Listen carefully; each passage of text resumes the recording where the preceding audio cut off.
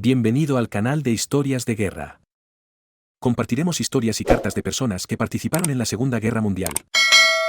No olvides darle a me gusta y suscribirte al canal. Disfruta del programa. Además, ten en cuenta que no todos los alemanes son fascistas. También hay gente decente entre ellos. Hace poco ocurrió el siguiente incidente. Por la noche, en plena ventisca, un grupo numeroso de prisioneros sacó un objeto punzante, cortó 3 hileras de alambre de espino y se arrastró hasta el exterior. El centinela lo vio todo, pero fingió no darse cuenta de nada. Cuando salieron del campo entre 110 y 120 personas, dio la alarma. Unas 30 personas fueron sacadas y fusiladas, pero un centenar de ellas desaparecieron en el aire. Está claro que fueron escondidas por la población local. De este hecho deduzco que no todos los alemanes son enemigos y fascistas.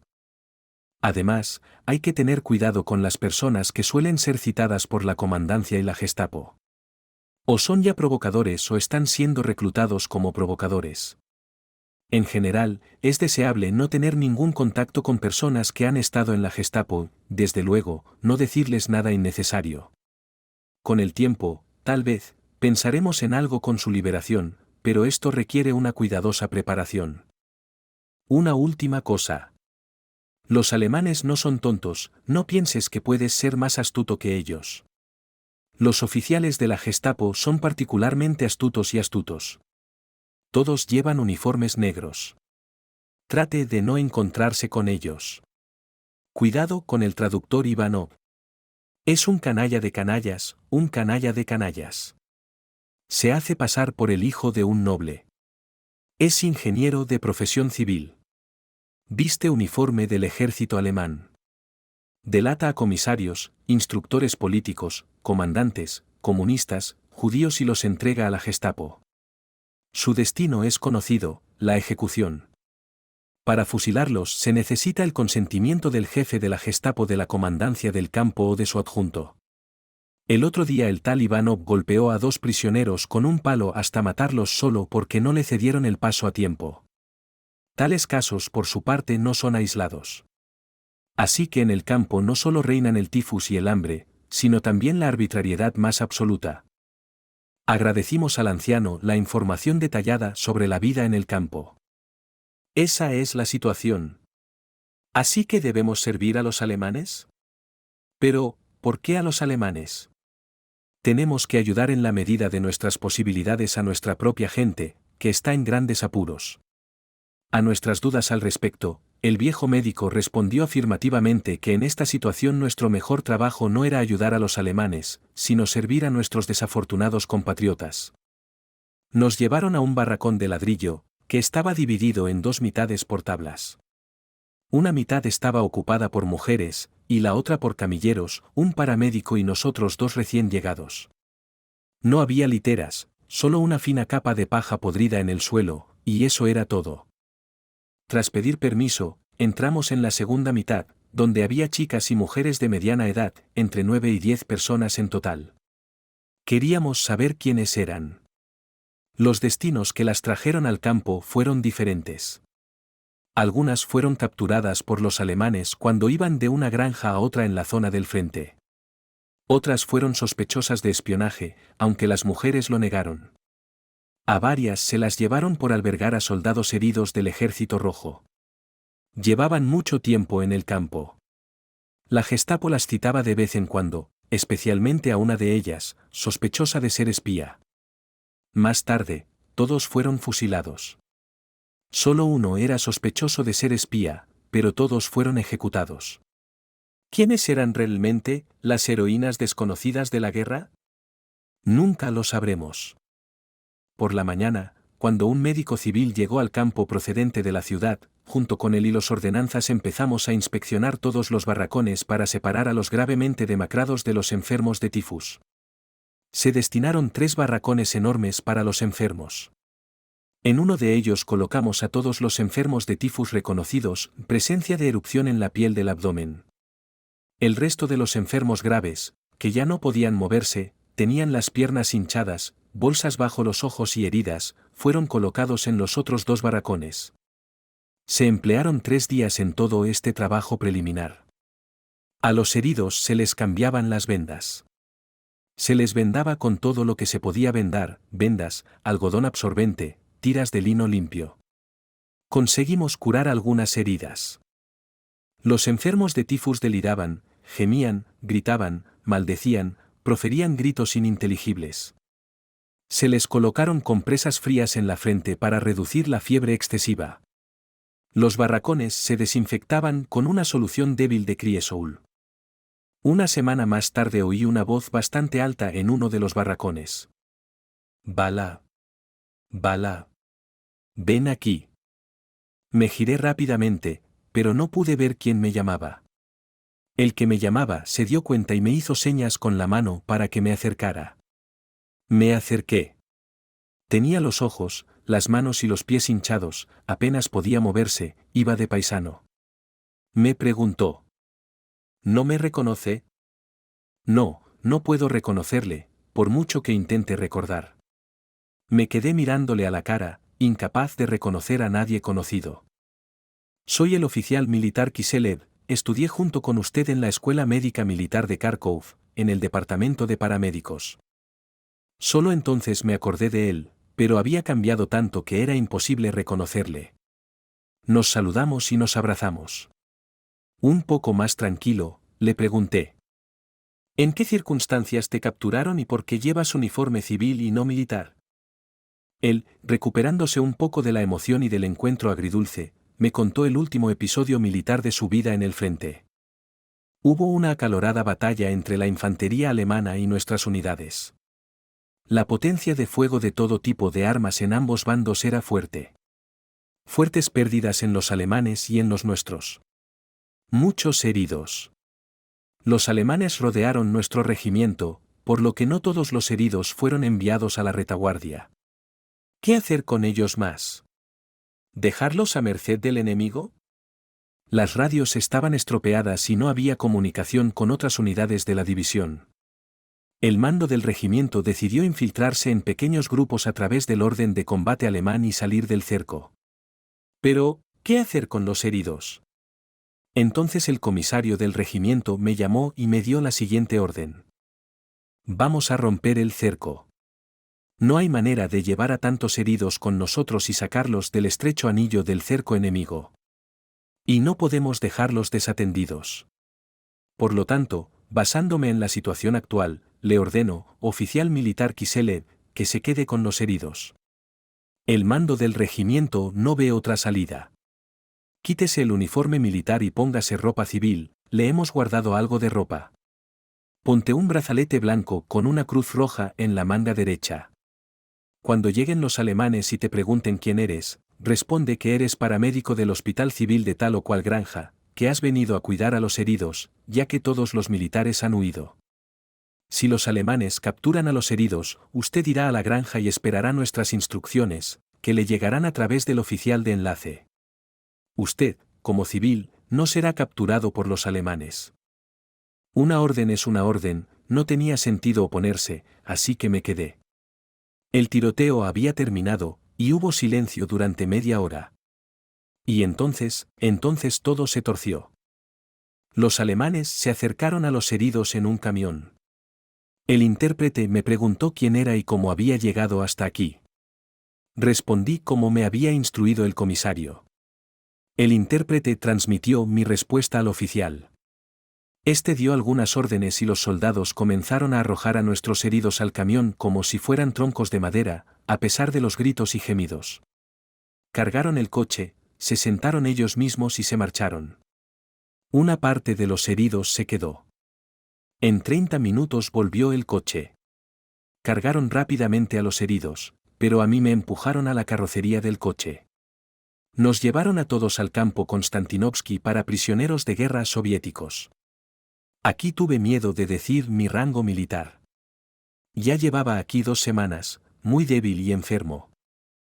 Le ofrecí lo siguiente: no vayas a ninguna parte. Volveré en 5 minutos, pediré al médico jefe que te traslade al barracón de los enfermos.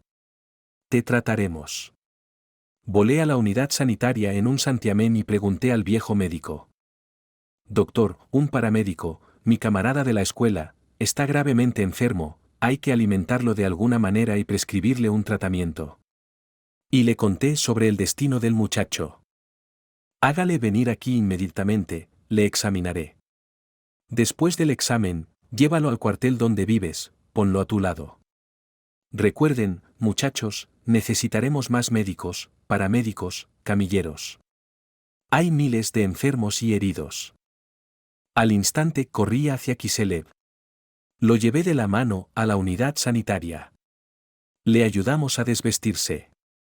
El médico escuchó el estado de sus pulmones y de su corazón y movió imperceptiblemente la cabeza. Le cambiaron la ropa sucia y de mala calidad por otra desinfectada, pusieron otra capa de paja en el suelo, calentaron el barracón y lo acostaron. Le dieron una ración extra de balanda y un trozo de pan. No comió, dijo que no tenía apetito.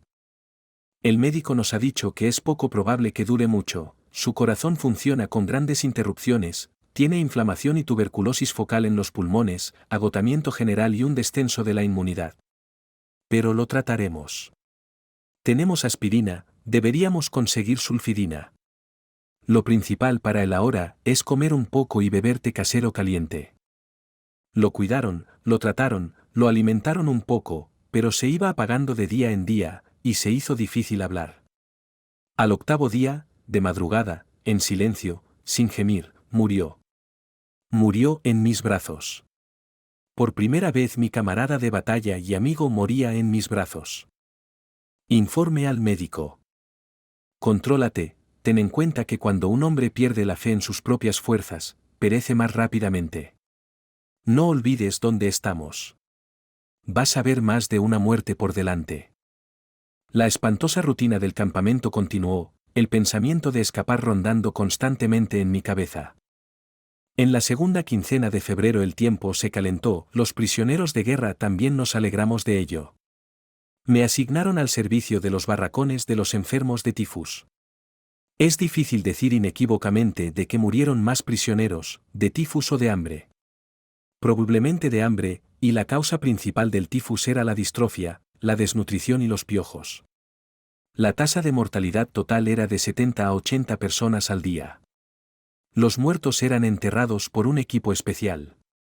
Cada mañana los muertos eran cargados en vagones y llevados fuera del campo. Antes se les quitaba la ropa y la ropa interior. Después de lavarlo todo se entregaba a los alemanes. Si conseguían esconder algo, lo cambiaban con la policía por pan. La mayoría de los pacientes tenían fiebre alta, delirio. Les damos aspirinas. Subrayo que no son las autoridades del campo las que les dan aspirina, sino que nosotros la conseguimos, una parte de nuestras bolsas sanitarias y otra la trae de la ciudad un viejo médico. Hay que alimentar a los enfermos, pero no hay nada para alimentarlos, las personas con fiebre alta no comen balanda, solo un poco de pan, que los alemanes preparan para los prisioneros, de una composición especial, de harina gruesa mezclada con serrín finamente molido. Los alemanes llevan este pan hasta la alambrada y lo arrojan por encima de ella al interior del campo. La policía lo recoge y lo corta en porciones de 200 gramos. Apareció un número masivo de pacientes con enfermedades gastrointestinales, muchos de ellos con diarrea sanguinolenta, disentería. En el territorio del campamento camina mucha gente en sombras, según el nombre del campamento, Dokodaji. Estas personas están completamente indefensos, completamente debilitado, abatido, sus rostros están estampados con indiferencia, un signo seguro de que una persona está en la víspera de su muerte. También se separaron diarreas débiles, y no había nada que tratar. A menudo estábamos perdidos, ¿cómo ayudar y cómo ayudar? ¿Y cómo veían todo esto las autoridades alemanas del campo? Estaban, como creo ahora, interesadas en eliminar la epidemia de tifus dentro del campo. A los alemanes no les preocupaba preservar la vida de los prisioneros de guerra, no. Les preocupaba que la epidemia pudiera extenderse a los propios alemanes, que la temían mucho, y con razón. Los alemanes estaban interesados en eliminar el tifus, pero no hicieron nada radical para resolver esta cuestión. El subcomandante y el médico militar alemán rechazaron groseramente la petición del médico de ayudar a los enfermos a mejorar su alimentación, la segunda petición de ayudar con medicinas también fue rechazada, y la petición de instalar literas para los enfermos fue rechazada de nuevo. Pero los alemanes por su parte empezaron a aplicar medidas preventivas de forma generalizada. Empezaron a entrar en el territorio del campo con menos frecuencia. El médico militar alemán rara vez visitaba el campo y nunca entraba en los barracones. Ni siquiera entraba en la unidad sanitaria. Todo el personal sanitario de los prisioneros no tenía derecho a acercarse a los alemanes más de 3 pasos, a pesar de que los asistentes llevaban batas. En general, todos los alemanes tenían pánico al tifus. La conclusión era inevitable: los alemanes habían creado tales condiciones para los prisioneros de guerra que cuantos más soviéticos murieran, mejor para los nazis. Por ejemplo, no podían ordenar que los suelos de los barracones para enfermos y heridos se cubrieran con una capa importante de paja, lo que era bastante en los alrededores de Konstantinivka. Pero a pesar de nuestras reiteradas peticiones, tampoco lo hicieron. El personal sanitario llevaba tiempo pensando cómo salir de la situación, al menos parcialmente. Y esta salida fue encontrada. En el campo había una pequeña y primitiva Dezkammer, la llamábamos Boseboika, y una pequeña lavandería. Las prisioneras, aún no habían sido fusiladas, lavaban toda la ropa sucia de los enfermos. Era una labor titánica. Luego esta ropa relativamente limpia, gimnastas, pantalones, abrigos se pasaban alternativamente por la Dezkamera. Se tardaba otros 6 a 7 días. Temerosos de propagar la epidemia entre los propios alemanes, accedieron a ello. ¿Qué hacer con la paja de los barracones, que también tenía piojos? Uno a uno, los barracones fueron desinfectados con una solución de Cresol de olor desagradable. A pesar de lo difícil que fue, se estableció un saneamiento básico. Pero, ¿y la comida y los medicamentos? Estas son las cuestiones más difíciles en las condiciones del cautiverio fascista. Exactamente, cautiverio. Como se vio después, los alemanes crearon más equipos de trabajo, que fueron enviados a trabajar a empresas industriales y a campesinos para trabajos agrícolas. En este caso, a los equipos se les proporcionaba comida tolerablemente bien. Y las condiciones en todos los campos para prisioneros de guerra soviéticos en 1941 a 42 eran terribles y de pesadilla. Eran campos de muerte, arbitrariedad y la mayor humillación. El tratamiento de los heridos, no con heridas de caries, era más fácil. Había pequeñas reservas de material para vendajes, férulas hechas para los heridos con huesos rotos de las extremidades. Pero los medicamentos escaseaban. Un médico civil de la unidad sanitaria prestó alguna ayuda. Consiguió alcohol de quemar para esterilizar, alcohol, tintura de yodo, soluciones de peróxido de hidrógeno y ribanol para lavar y desinfectar las heridas infectadas. En algún lugar de la ciudad consiguió una botellita de aceite de pescado técnico y convenció a los alemanes para que lo trajeran al campo.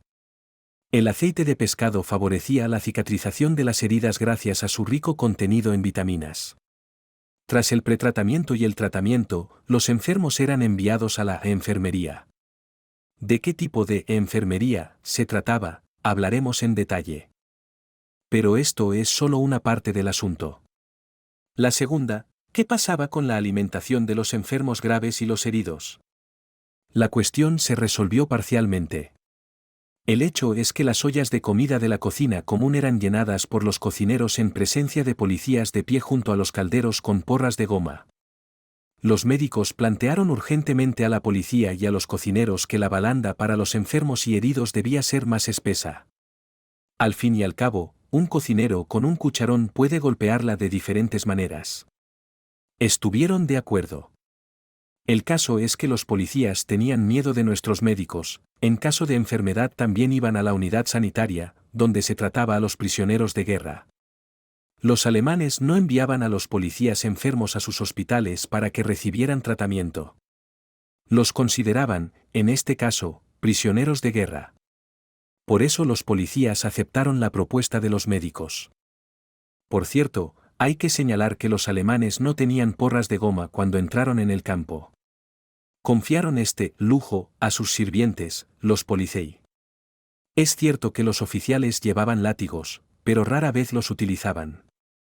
Una vigorosa actividad continuó siendo desplegada por un médico civil de antaño. Su plan era el siguiente. Primero, entre los pacientes cautivos hay pocos residentes de Konstantinivka o sus alrededores. El médico acordó con el comandante del campo que sus familiares tuvieran la oportunidad, una vez a la semana, de entregar a los cautivos enfermos pequeños paquetes de comida a sus parientes y compatriotas. Por extraño que parezca, la comandancia estuvo de acuerdo. Porque los alemanes estuvieron de acuerdo, todavía no lo puedo entender. La razón principal que veo es la siguiente: el campo estaba a disposición de los ejércitos alemanes de retaguardia, y aunque estaba vigilado con mucho cuidado, lo custodiaban unidades de infantería ordinarias. En aquella época no había entre los guardias unidades de las SS ni del SD, que eran los órganos más brutales y sádicos de la Alemania nazi. En otras palabras, el campo estaba vigilado por soldados de infantería de primera línea, incluidos algunos oficiales. Algunos de ellos, al parecer, tenían una visión algo diferente de los desastres masivos de los prisioneros de guerra soviéticos. ¿Qué hicieron con los engranajes? Bajo la dirección de los médicos, los paramédicos entregaban el traslado previsto a los enfermos. La alimentación era casi forzada, pero los enfermos eran especialmente bien alimentados cuando había pasado la crisis. Si no se podía alimentar a los enfermos debido a la fiebre alta, el médico cerraba los traslados de los prisioneros en un armario bajo llave. Era imposible hacer otra cosa. Al fin y al cabo, todos tenían hambre. Si una entrega destinada a un enfermo no podía entregarse debido a la muerte de éste, se distribuía entre los demás enfermos por indicación de los médicos. Afirmo que tal decisión era la única correcta en aquel momento. Pero las entregas no duraron mucho y no tuvieron carácter masivo. Otra fuente de reposición de alimentos era el intercambio de ropa blanca por alimentos de la población. Los habitantes de la ciudad intercambiaban de buen grado alimentos por ropa.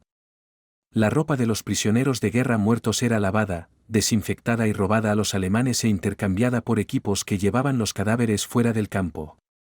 A costa de los muertos podíamos conseguir a menudo pan extra, aunque malo, pero pan al fin y al cabo. El hecho es que los alemanes, según creo, no sabían el número exacto de prisioneros que había en el campo debido a la elevada tasa de mortalidad.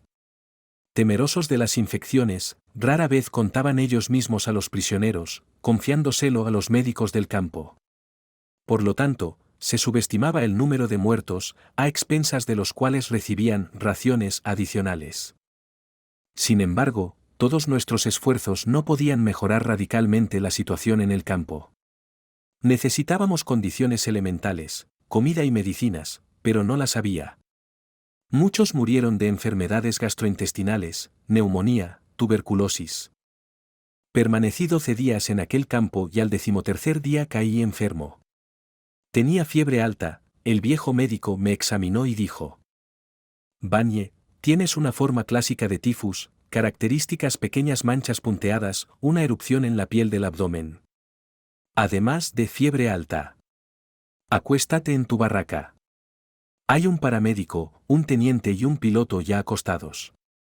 Haremos todo lo posible para salvarte. Vaya cosa. Tenía una buena idea de lo que era el tifus en un campo de pesadilla, y cuál sería el resultado. Significaba que en un mes el 80 a 90% de mí tenía garantizado acabar en una fosa común. Un médico debe animar a todo el mundo y siempre, trató de tranquilizarme también. No te sientas tan mal. No todo el mundo muere. Ya ves por ti mismo que algunos se recuperan. Mi corazón se volvió ansioso, lúgubre, apático, indiferente a todo. Me di cuenta de que era una muerte casi segura, y en las próximas semanas. Sí, vi que incluso en las condiciones del campo muy pocas personas se recuperaban.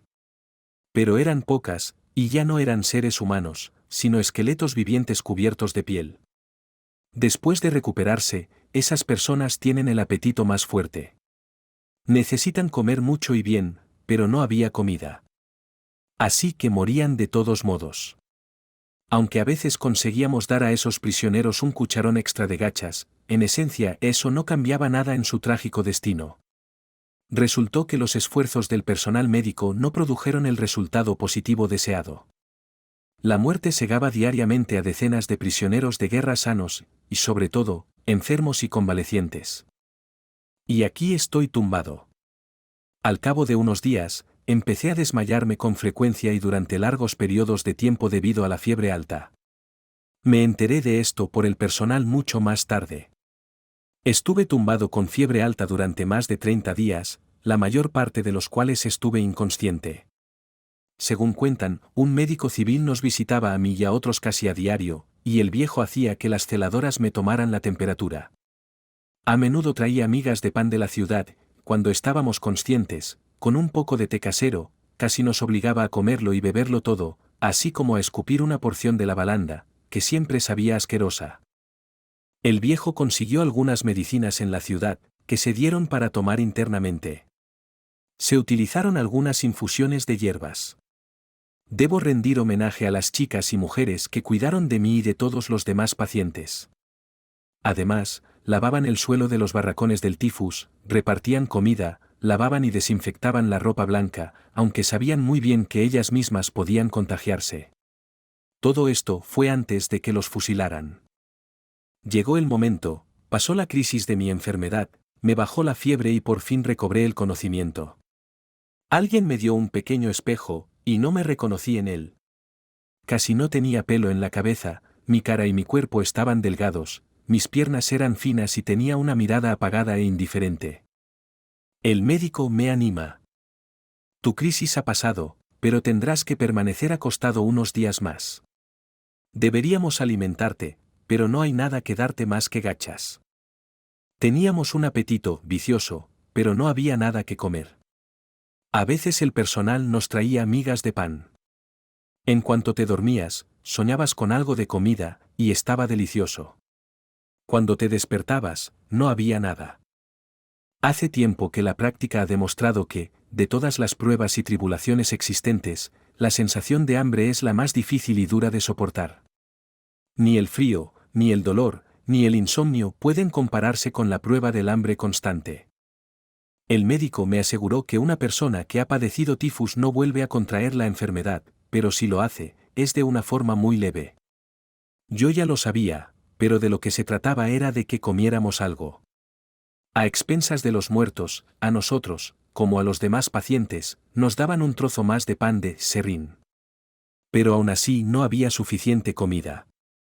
Así que encontré una pequeña salida. Puede que no se lo crea, pero yo vigilaba. Esto, en las condiciones del campo, tenía algún valor. Le pedí a uno de los ordenanzas que averiguara con los policías cuánto pan darían por un reloj de pulsera en buen estado. Resultaron ser 2 barras de pan limpio de verdad. Eso es riqueza, que en las condiciones del campo no puede ser reemplazada por ningún oro. Dios con ellos, los relojes. Los cambié. Me alimenté y di algunos a mis camaradas. Empecé a pasar más tiempo al aire primaveral. De la ciudad conseguimos traer un poco de grasa técnica sucia, según la estimación de los médicos, de calidad bastante dudosa. Pero nos arriesgamos, una cucharadita al día. La grasa parecía alquitrán, pero resultó ser útil. El caso mejoró. La juventud del organismo jugó su papel. De nuevo la idea de escapar se asomó como una estrella. Poco después de mi relativa recuperación, el médico jefe me llamó para verme. Vania, ahora eres inmune al tifus, así que ayudarás a tratar a los pacientes del primer barracón. No me opuse, al fin y al cabo, se trataba esencialmente de una orden, al menos de un superior a un subordinado. Era un barracón de enfermos de tifus. En el barracón se oían gemidos, discursos incoherentes, gritos, la mayoría de ellos delirantes. Una dificultad especial era no perderse el momento en que el paciente recuperaba brevemente la conciencia, y en ese momento alimentarlo a la fuerza con balanda y raciones de pan sucedáneo, medir y registrar la temperatura. Además, muchos pacientes corrían peligro de desarrollar escaras en el cuerpo al permanecer tumbados durante largos periodos de tiempo. De vez en cuando, con los camilleros y parte de los convalecientes, se giraba cuidadosamente a los pacientes de un lado a otro. En el trabajo cotidiano, la nostalgia, la indiferencia, la desesperanza y la desesperación de la situación se embotaban. Había un sentimiento de necesidad por parte de los pacientes, y era tranquilizador. Los primeros días estuve mareado y débil en general. Trabajé durante una semana y el viejo volvió a llamarme. Vania, una terrible epidemia de tifus se ha desatado en el llamado Hospital de Prisioneros de Guerra, segando a la gente exhausta y hambrienta. Es nuestra gente, gente soviética. Envían allí a los supervivientes del tifus, un médico y 2 paramédicos. Sin embargo, si no quieren, no puedo ordenarles. ¿Qué es ese hospital? Le pregunté. Me puso al corriente. El hospital está situado cerca de la zona de acampada, en un edificio de piedra de 2 plantas, cercado con varias redadas de alambre de espino. Hay torres de ametralladoras en las esquinas del territorio, y policías rusos y ucranianos con rifles y carabinas caminan entre las torres por el exterior. Además del personal médico de los prisioneros de guerra, trabajan allí 2 médicos civiles de la ciudad. En el hospital hay soldados y oficiales gravemente enfermos. No hay policía dentro del recinto del hospital.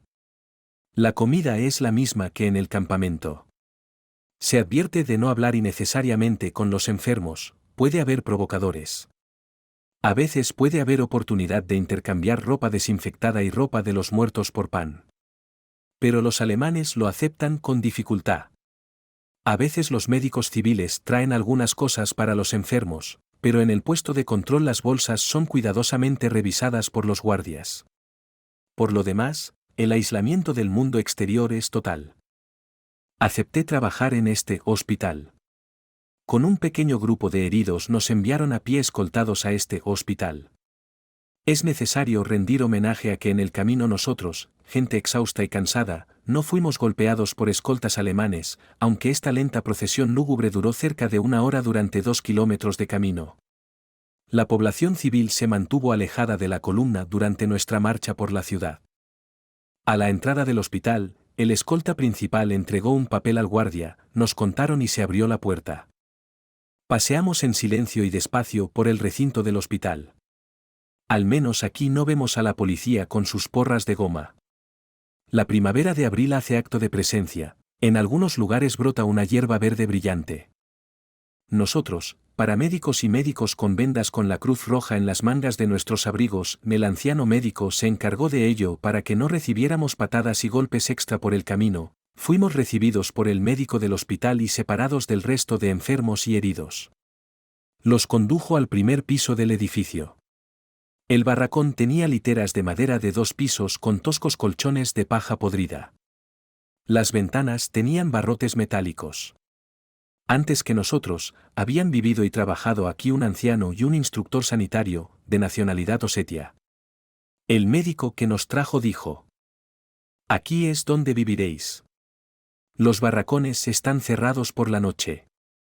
Tenemos que trabajar mañana por la mañana, hay muchos enfermos y heridos».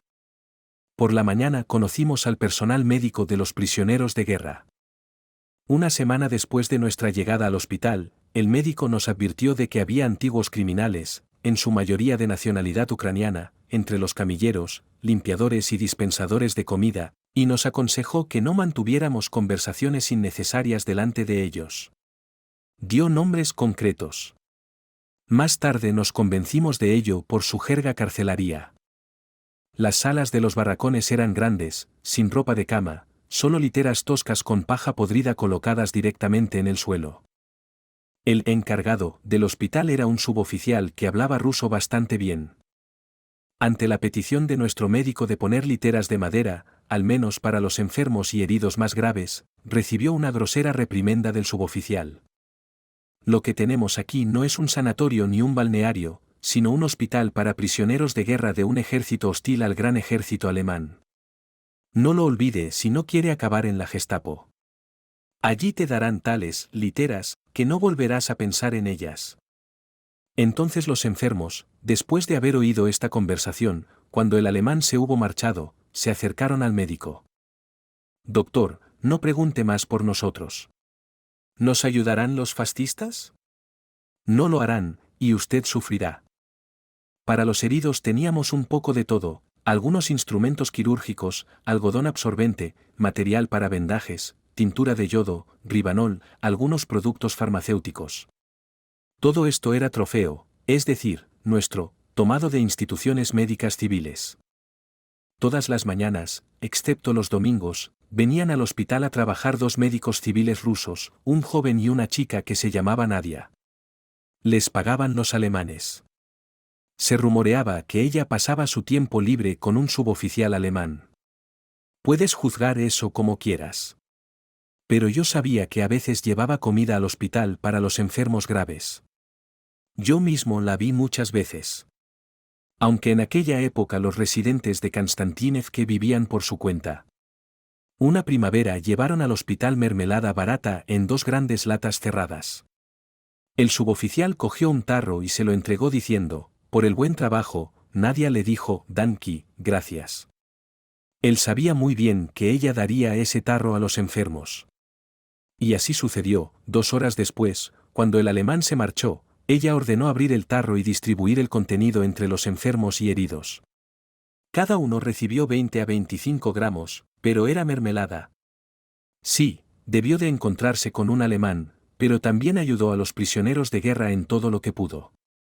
La doctora Nadia, de apellido de soltera Bisloguzova, según un miembro del grupo clandestino de la ciudad, la trabajadora médica Fedorenko Ekaterina Nikolaevna, se fue con los alemanes durante la retirada. 9. Llegó el final de mayo, hacía bastante calor, la hierba crecía. Empezamos a añadir ortigas finamente picadas al hervir la balanda, pero los médicos advertían, hervirlo todo bien. Muchos pacientes estaban gravemente edematosos, bebían mucha agua y comían poco. La tasa de mortalidad no disminuyó. Los alemanes se llevaban la ropa blanca de los prisioneros de guerra muertos estrictamente para contabilizarla, aunque, por supuesto, no la utilizaban. A algunos les sobraban pares de ropa interior y toallas. Una pequeña parte se cambiaba por comida y se distribuía a los enfermos. Pero el hambre, como en el campo, pendía como una espada de Damocles sobre nuestras cabezas. ¿Cómo salir de la situación? Uno de los médicos sugirió la siguiente idea. Hay que seleccionar algo para la población de la pequeña reserva de medicamentos, por ejemplo aspirina, piramidón, tintura de yodo y otros, pero no privar a los enfermos cautivos. Pedir a Ante y a 2 paramédicos con este bien, por supuesto bajo guardia, que fueran a las granjas más cercanas a Konstantinivka para cambiar medicinas por comida. De hecho, al amparo de esta acción, íbamos a pedir a la población limosna. Teníamos pocas esperanzas de que los alemanes accedieran a ello. Pero, extrañamente, el suboficial dio su consentimiento, asignando a un joven ametrallador amordazado para que nos custodiara. Yo quería unirme a esta compañía, pero el médico no lo permitió. Todavía estaba débil después del tifus, y en mi pabellón había 6 enfermos graves que necesitaban supervisión constante. Mi camarada y un instructor sanitario acompañado de un ametrallador fueron con la cesta. Era imposible para ellos pensar en escapar, ya que todas las granjas que rodeaban la ciudad estaban repletas de tropas, pero eso lo contaron más tarde. Y contaron la siguiente historia. Cuando supieron de dónde venían y con qué propósito viajaban a punta de pistola, la población los recibió de manera muy amistosa. La población dijo que su suministro de alimentos también era muy malo, los alemanes se habían llevado gran parte de ellos. Pero todos ayudaron de alguna manera. Por supuesto, nuestro pago por la comida era puramente simbólico. La cesta se llenaba rápidamente, alguien ponía un trozo de pan o unas patatas, alguien un huevo. Recogimos 30 trozos de huevos, incluso un pequeño tarro de mantequilla. El fusilero automático alemán que les escoltaba de vuelta a la ciudad estaba alerta todo el tiempo. Pero qué sorpresa y qué decepción cuando los trajeron de vuelta al hospital. Los alemanes se habían llevado todos los huevos, la mantequilla y parte del pan, para los perros, de la cesta. Solo les permitieron llevarse al hospital los miserables restos de lo que habían recogido. Ahora estábamos convencidos de la ingenuidad de nuestra idea. Deberíamos haber conocido a los fascistas. Soñando de nuevo con tartas, barbas, pan, sopa. ¿Cuándo acabará todo? Algunos alemanes, libres de la guardia, entraron en el hospital, por supuesto, no miraron en las salas, tenían miedo. Recuerdo a un anciano alemán que hablaba bien el ruso. Trataba amablemente a los prisioneros, sobre todo a los enfermos. Una vez en verano, mirando a su alrededor para que sus compañeros no lo vieran, dio a 2 enfermos que caminaban un trozo de pan de verdad. En una conversación con nuestro médico capturado, nos contó que había sido prisionero de guerra de los rusos en la Primera Guerra Mundial. Los rusos siempre lo trataron bien y lo alimentaron bien. Condenó duramente el acto de los alemanes que se llevaban la comida recogida de la población. Así que no todo fue inequívoco en el cautiverio, no todos los alemanes eran fascistas atroces. Un día de la primera década de junio de 1942 entré en el barracón de los médicos. De los 3 médicos, 2 estaban en su sitio. El tercero entró, blanco y excitado. Un colega le preguntó, ¿qué ha pasado? Él, preocupado, nos contó lo siguiente. Hace unos días los alemanes colocaron a un traidor y traidor en una de las salas. Tiene una vieja herida en la pierna y algo mal en los intestinos. Se hace llamar ingeniero, nativo y residente de Stalingrado. Los oficiales de la Gestapo le han dado papel, algodón absorbente, lápices, tinta. Se sienta y dibuja un plano de la ciudad de Stalingrado, probablemente conoce muy bien su ciudad. Los hombres de la Gestapo estuvieron en su casa ayer y hoy, preguntándole cómo iba el trabajo, llevándole buena comida y aguardiente. ¿Qué hacer con este canalla? Balab, invita al oficial del 8º pabellón a consultarnos, me pidió el médico jefe. El caso es que en esta sala yacía un oficial prisionero de guerra herido en la pierna con un dormilón en los ojales. Se rumoreaba entre los médicos que se trataba del comisario del regimiento. Fue tratado en esta sala durante la 5ª semana, le conocíamos bien, nos acostumbramos a él. Era un hombre encantador, muy versado en la situación militar y política del momento. En cualquier caso, le creíamos y confiábamos en él, le consultábamos algunas cuestiones, pero también le ayudábamos todo lo que podíamos para curar la herida más rápidamente. Así que me enviaron a por él. Entrante. Hola, camaradas, ¿qué pasa?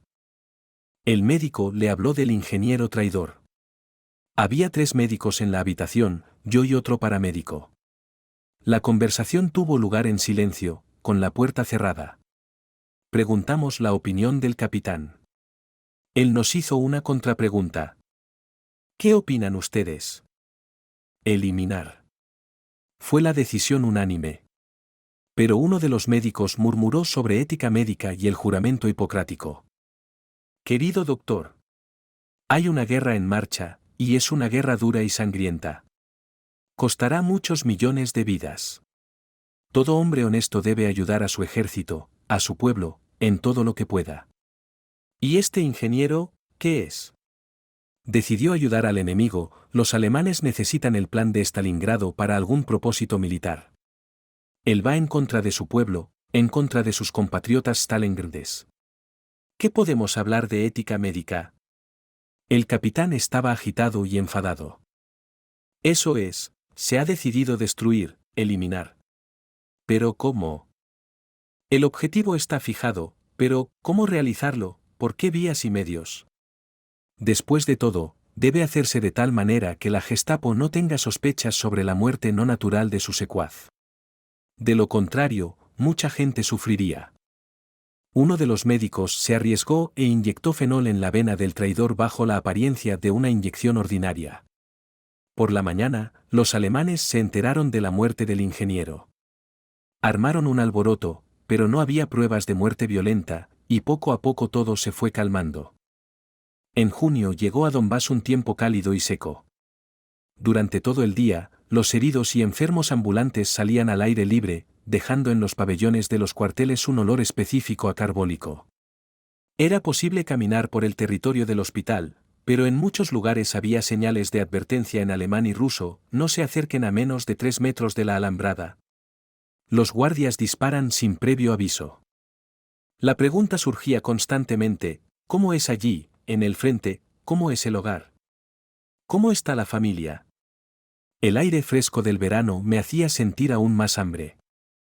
Una vez los convoys alemanes reunieron a todos los camilleros, paramédicos, limpiadores, convalecientes, 35 a 40 personas en total, y los condujeron a través de la puerta. Nos preguntábamos a dónde nos llevaban.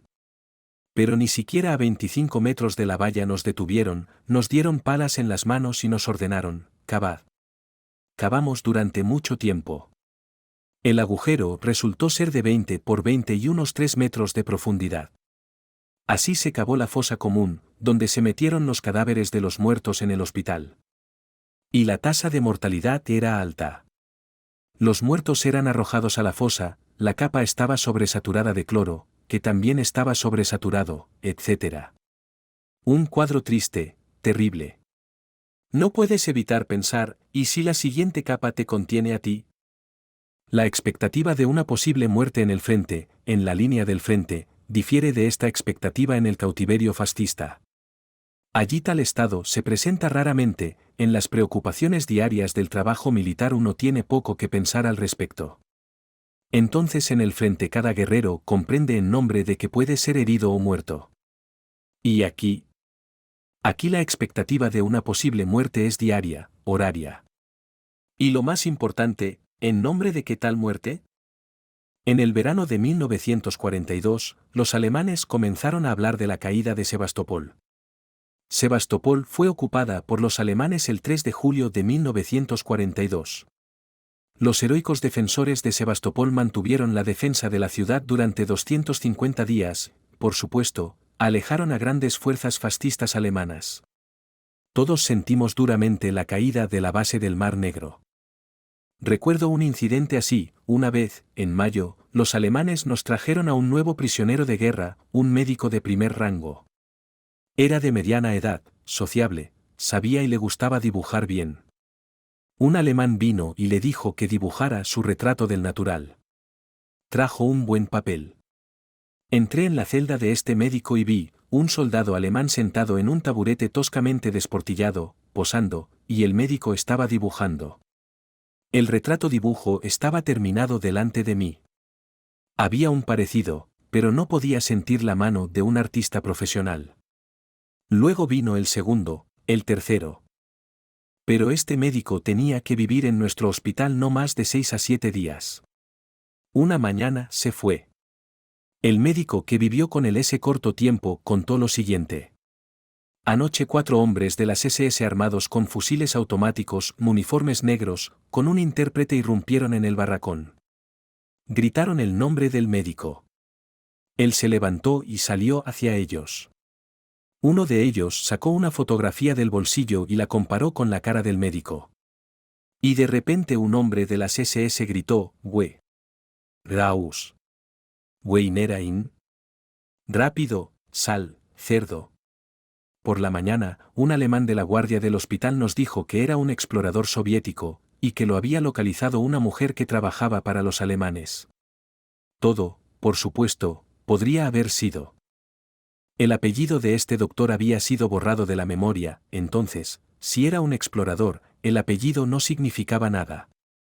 A los guardias de la policía también se les permitió ir a la enfermería.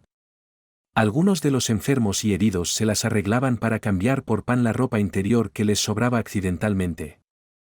Los fumadores eran especialmente lamentables. Era doloroso y lamentable ver cómo algunos de ellos cambiaban su ya escasa ración de pan por 3 a 4 vueltas de mazorca. En el campo vi a personas locamente atraídas por el humo del tabaco, siempre preocupadas por buscar musgo, hierba, estiércol, colillas, Dios sabe qué, que se pueden envolver en papel para fumar. Las súplicas de los médicos siempre recibían la respuesta estándar: nosotros mismos sabemos que fumamos en detrimento de nuestra salud, pero no podemos dejarlo. Estas personas se hinchaban rápidamente, se debilitaban. Rápidamente decaían, convirtiéndose en derrochadores y, al final, morían más rápido que los demás. En septiembre, yo, 2 paramédicos y 3 médicos fuimos enviados a la retaguardia con otro transporte de prisioneros del campo, bajo fuerte vigilancia, en vagones terneros repletos de gente. Corrió el rumor de que me enviaron al campo de prisioneros de guerra de Dnepropetrovsk. Así terminó mi trágica epopeya de Konstantinovsky, el primer periodo de tormento, sufrimiento, hambre, enfermedad, humillación y vergüenza.